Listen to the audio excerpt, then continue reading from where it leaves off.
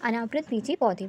अनावृत बीजी gymnosperm बीजी पौधे स्पेरोफाइट का वह उपसंग है जिसके अंतर्गत वे पौधे आते हैं जिनमें बीज तो बनते हैं परंतु वे भी नग्न रूप से पौधे पर लगे रहते हैं, अर्थात बीजांड अथवा उनसे विकसित बीज किसी खोल, भित्ति या फल में बंद नहीं होते हैं। इसलिए जिम्नोस्पर्म में जिनमोस का अर्थ है नेक तथा स्पर्मा का अर्थ है सीड। इनमें ओवरी का पूर्ण अभाव होता है, अतः इनमें फल का निर्माण भी नहीं होता है। आवृत बीजी पौधों की तुलना में अनावृत बीजी एक छोटा वर्ग है। इनमें लगभग 700 जातियां मिलती हैं, परंतु फिर भी ये पूरे विश्व में मिलते हैं और कहीं कहीं तो जंगलों में इन्हीं की प्रमुखता होती है। ये प्रायोफाइट्स तथा टेरिडोफाइट्स की तुलना में अधिक विकसित पौधे होते हैं। ये किसके बारे में डिस्कस कर रहे हैं? अनावृत बीजी के बारे में। इसी के साथ साथ आवृत बीजी पौधे एंजियोस्पर्म की अपेक्षा पुराने। ये वास्तव में टेरिडोफाइट्स तथा आवृत बीजी पौधे एंजियोस्पर्म के बीच का समूह साइकस, गिंगोबाइलोगा लोबा तथा सिक्यूमा नामक पौधों को जीवित जीवाश्म कहा जाता है। किसे? ये जो 3 एग्जाम्पल हैं इन्हें क्या कहते हैं हम? जीवित जीवाश्म।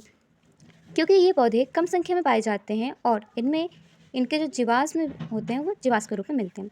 इस समूह के सिक्यूमा जाति के पौधे वनस्पति जगत में सबसे ऊंचे होते हैं। संसार का सबसे अधिक ऊंचाई वाला पौधा जो होगा वो क्या होगा? सिक्यूआ संपर वाइरेंस है जो कैलिफोर्निया के रेडवुड पार्क में है। जीवाश्मों के अध्ययन से पता चलता है कि अनावृत बीजी पुराने पौधों का वर्ग है जिनमें काफ़ी पौधे तो जीवाश्म भी बन चुके थे। एक प्रकार से जीवाश्म के अंतर्गत आते हैं।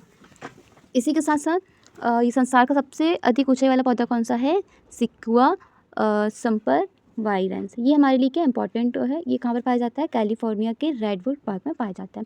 जैसे कि मल्टीपल क्वेश्चन आता है ना, जब इसका पैटर्न जाने तो इसमें मल्टीपल क्वेश्चन भी आते हैं, जैसे 1 नंबर वाले क्वेश्चन, तो इसमें ये हमारे लिए इंपॉर्टेंट पॉइंट होगा। इसके बाद हम डिस्कस करेंगे जो अनावृत बीजी पौधे होते हैं उनके मुख्य लक्षण के बारे में, मतलब कि important characters of gymnosperm. First है, अनावृत बीजी पौधे प्रायः बहुवर्षीय तथा काष्ठी होते हैं। मतलब कि ये बहुवर्षीय होते हैं। इसका मतलब क्या हुआ कि ये बहुवर्षीय, इसका मतलब कि हर वर्ष ये फलते हैं। और काष्ठी मतलब इनकी जो लकड़ी होती है एक प्रकार से काष्ठी होती है। नेक्स्ट है, ये सेरोफाइटिक नेचर के होते हैं जिनमें रंध्र स्टोमेटा पत्ती में धसे होते हैं। मतलब कि इसमें जो रंध्र होते हैं वो अंदर की ओर धसे होते हैं, ना कि ऊपर की ओर उभरे हुए।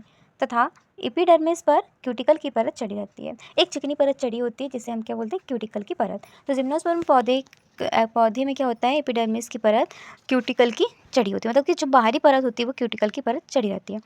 नेक्स्ट है, सामान्यतः अनावृत बीजी पौधे के जाइलम ऊतक में वाहिनियाँ इट्स मीन वेसल्स का अभाव रहता है तथा फ्लोएम ऊतक में सहकोशाएं मतलब कैंपेनियन सेल्स नहीं होती हैं। नेक्स्ट है, पौधों में जन्नांग रिप्रोडक्टिव ऑर्गन्स प्रायः एक लिंगी कौन या स्ट्रोबिलस के रूप में होते हैं। मेल कौन बहुत से छोटे सूक्ष्म माइक्रोफिलस तथा फीमेल कौन अनेक मेगा स्पोरोफिलस से मिलकर बनते हैं। साइकस में अपवाद स्वरूप मादा शंकु नहीं होते हैं और अनेक मेगा स्पोरोफिलस तने पर सीधे ही उत्पन्न होते हैं। नेक्स्ट है, माइक्रोस्पोरोफिलस पर माइक्रोस्पोरेंजिया अथवा पॉलन सैक या तो सॉरी के रूप में लगे होते हैं जैसे साइकस प्रजातियां साइकस स्पीसीज में, और या केवल 2 रह जाती हैं जैसे कि पाइनस प्रजातियां इट्स मीन पाइनस स्पीसीज। ये प्रकार से हम साइकस स्पीसीज और पाइनस स्पीसीज के बारे में डिस्कस कर रहे हैं, जिसमें कि जो माइक्रोस्पोरेंजिया होती है उनके लगने के आधार पर इन पर क्या अंतर होते हैं। इस प्रकार से कितने सामान्य लक्षण हो गए हमारे? 5 प्रमुख सामान्य लक्षण हो गए।